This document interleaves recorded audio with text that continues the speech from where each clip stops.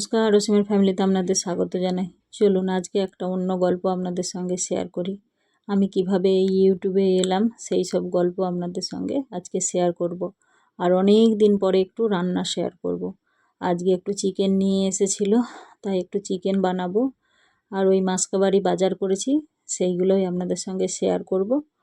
তো আজকে গল্পটা শুরু করি, কিভাবে আমি এই ইউটিউবে এলাম। অ্যাকচুয়ালি আজকের দিনে আজ আগস্টের 1 তারিখ, 2 বছর আগে আমার জার্নি শুরু হয়েছিল। এই আগস্টের দিনে 2023 আগস্ট আমি আমার ব্লগ ডাউনলোড করেছিলাম। আর এর আসার পেছনে এই মানুষটার অবদান মানে অপরিসীম, কারণ ওনাকে দেখেই আমি অনুপ্রাণিত হয়েছিলাম। আর একজন আছে, না বললেই নয়, সেটা হলো আমার দিদি। দিদি ব্লগ করেছিল, সেই থেকে আমারও ইচ্ছে হলো। তো এই 2 বছর হয়ে গেল আমার এই ব্লগ লাইনে বা ইউটিউব লাইনে ভিডিও দিচ্ছি। অ্যাকচুয়ালি আমি শুরু করেছিলাম এই টাকা পয়সা পাওয়া এইসব আশা নিয়ে নয়। আমি চেয়েছিলাম আমার জীবনের কিছু স্মৃতি আমি ধরে রাখতে, যেগুলো তো নিত্য প্রতিদিনই চলে যাচ্ছে, কিন্তু কিছু বিশেষ বিশেষ মুহূর্ত আমি ধরে রাখতে, যেগুলো আমি পরে দেখতে পারবো, বা আমার বাচ্চা কাচ্চা বড় হচ্ছে ধীরে ধীরে, সেগুলো আমি মানে কি বড় তো হয়ে যাবে, কিন্তু ছোট থেকে সেগুলো আমি যখন ব্যাকে যাব দেখতে পাবো যে হ্যাঁ এই সময় এরকম ছিল। তো সেগুলো যদি ক্যামেরাবন্দি না করি তাহলে আমি কখনোই ওগুলো রাখতে পারবো না। এই ভেবেই আমার ইউটিউব জার্নি শুরু হয়। 2023 আগস্টের 1 তারিখ আমি ভিডিও ডাউনলোড করেছিলাম। তো আমার ইউটিউবে আসার কারণটা হলো, সবাই ভিডিও ছাড়তো, দেখতাম। বিশেষ করে লকডাউনের সময় তো ফোনই তখন মানুষের জীবন হয়ে উঠেছিল। কত লোক রান্না বান্না এটা ওটা যা খুশি তাই ভিডিও ছাড়ছে। তো আমরা অতটা ভেবে দেখিনি যে কিভাবে ছাড়ছে, কিভাবে আসছে, এভাবে কি করে সম্ভব, কোনো আইডিয়া ছিল না।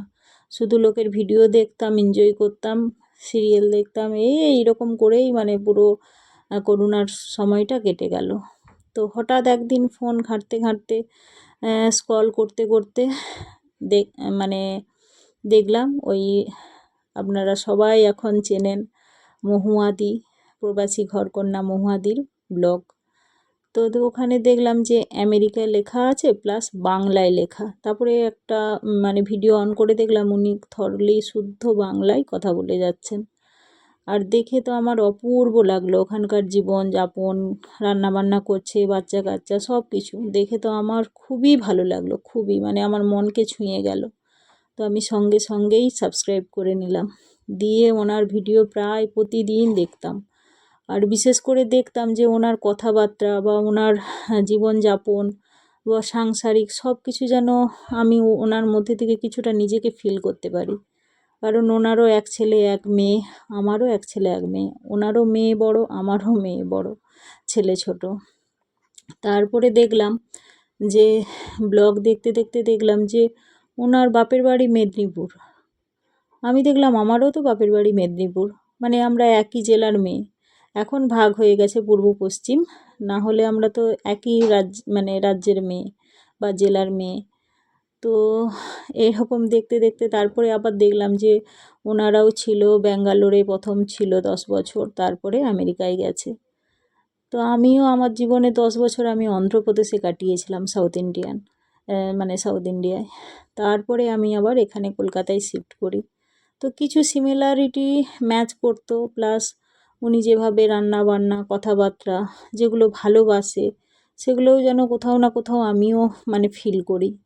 তো মনে হচ্ছে যেন মানে ওনার মতো করেই আমি বাঁচছি, এরকম ফিল হতো। তো উনি অনেক বড়লোক, সেটা আলাদা ব্যাপার, কিন্তু আমার মতো করেও যেন দেখতাম যে আমি যেগুলো ভাবি যেন আমার ভাবনাগুলো ওনার মধ্যেও ফুটে উঠেছে। তারপরে বাচ্চা কাচ্চার দুষ্টুমি সেম একই রকমই, আমারও মেয়ে বড় ছেলে ছোট, ওরাও দেখছি ওরকমই দুষ্টুমি করে যেমন রামা মেহা করে। তো সেই জন্য আমার আরও ভালো লাগতো। এরকম করতে করতে আমি 2 বছর প্রায় কেটেই যায়, ব্লগ দেখতেই থাকি, একটাও ব্লগ মিস করি না, কোথায় যাচ্ছে কী করছে না করছে অনেক কিছু। কখনোই আর আমার ছেলে মেয়েরাও ফ্যান হয়ে যায় ওদের রামা মেহাকে দেখে। আমি কমেন্টও করি, আমার কমেন্টে রিপ্লাইও দেয় দিদিভাই। তো সেটা আরও আমাকে মানে ভালো লাগে। তারপর থেকে আমার হঠাৎ করে দিদি দেখলাম, আমার দিদি মানে আমার যে দিদি আমার সঙ্গে এই বেড়াতে গেছিলো, ও দেখলাম একটা কুকিং চ্যানেল খুলে আমাকে ফোন করে বললো যে আমি একটা চ্যানেল খুলেছি রান্নার। তা আমি বললাম বাহ, ভালো তো। তো ও যখন খোলে তখন আমার মনের মধ্যে আরও আগ্রহ লাগলো যে ও যদি পারে আমিও কেন পারবো না। তো আমার হাজব্যান্ডকে বললাম যে আমাকে একটা চ্যানেল খুলে দাও না, আমিও তো রান্না বান্না এটা ওটা সব কিছু করতে পারি বাড়িতে বসে।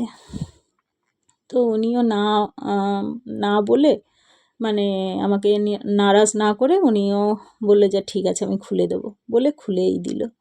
তারপর থেকে এই যে জার্নি চলছে, যেটা ছোট বড় যা কিছু আমার লাইফে হচ্ছে না হচ্ছে সব কিছু প্রায়ই তুলে ধরছি।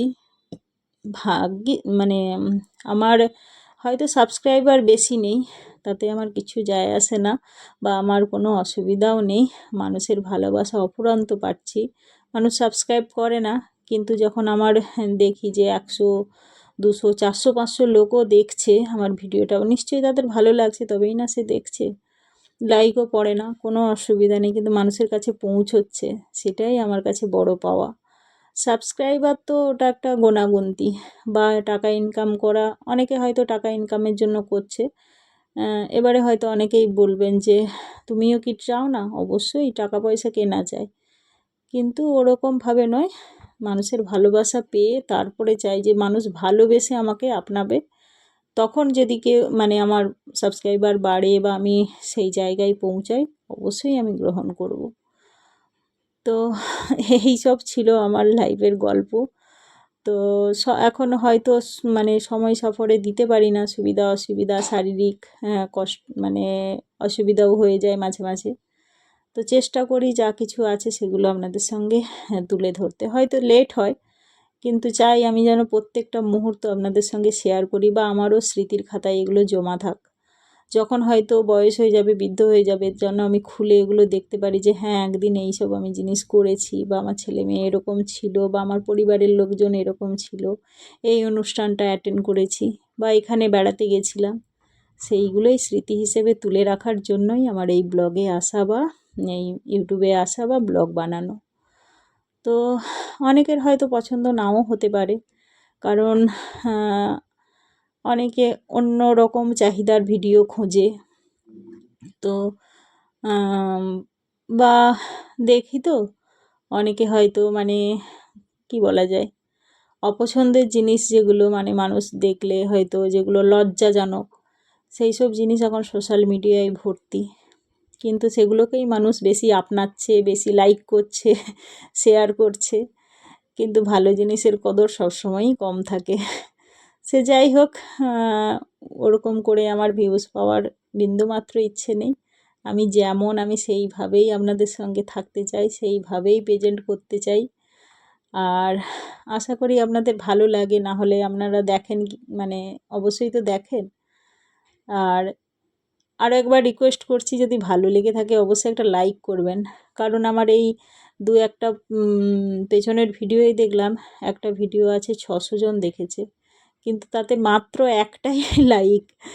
তো আমি ভাবলাম যে মানুষ নিশ্চয়ই পছন্দ করছে, তবেই না দেখবে। তো একটা লাইক দিতে তো পয়সাও লাগে না, কিছু না। তো যাই হোক, মানুষের মন, কাউকে তো আর জোর করে কোনো কিছু করা যায় না। তো এইভাবেই আমার শুরু হয়েছিল জার্নি, ইউটিউবে আসা।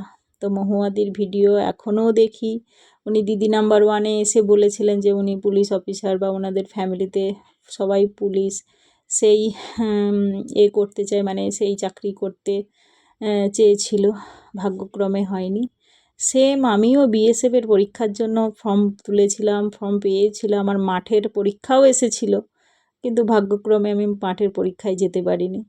তো কিছু কিছু সিমিলারিটি এতটাই ম্যাচ করে, বা উনি ট্রেনে যেতে ভালোবাসেন, ট্রেনে ঝালমুড়ি খেতে ভালোবাসেন, তো সেগুলো দেখে মনে হয় যেন মানে উনিও একজন অন্য ব্যক্তি, কিন্তু এতটা মনের মিল কিভাবে হতে পারে। বা ওনার হাজব্যান্ড যেভাবে ওনাকে সাপোর্ট করে, আমার হাজব্যান্ডও হয়তো অতটা না হলেও মানে সেম ওরকমই বাচ্চাদের ভালোবাসা, সাপোর্ট করা। সাপোর্ট না করলে তো আমি এইখানে আসতে পারতাম না। তো যাই হোক, সবাইকে অসংখ্য ধন্যবাদ। আমার এই 2 বছরের জার্নি আপনাদের সঙ্গে শেয়ার করলাম। যদি ভালো লেগে থাকে অবশ্যই একটা লাইক করবেন, শেয়ার করবেন, কমেন্ট অবশ্যই করবেন কার কেমন লাগলো। আর যদি ভালো লেগে থাকে অবশ্যই একটা লাইক করবেন।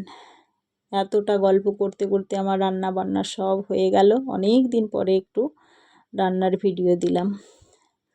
আর যারা নতুন হবেন অবশ্যই সাবস্ক্রাইব করবেন। আর কিছু বাজার হাট করেছি, সেগুলো আপনাদের সঙ্গে শেয়ার করব। বাজার হাট তো প্রায়ই করা হয়, কিন্তু শেয়ার করা হয় না। তো কিছু টুকটাক বাড়িতে ছিল, আর কিছু ওই মাসকাবাড়ি বাজার নিয়ে আসা হয়েছে। কারণ প্রতিদিন সত্যি কথা বলতে দোকানে যেতে আমাদের ভালো লাগে না।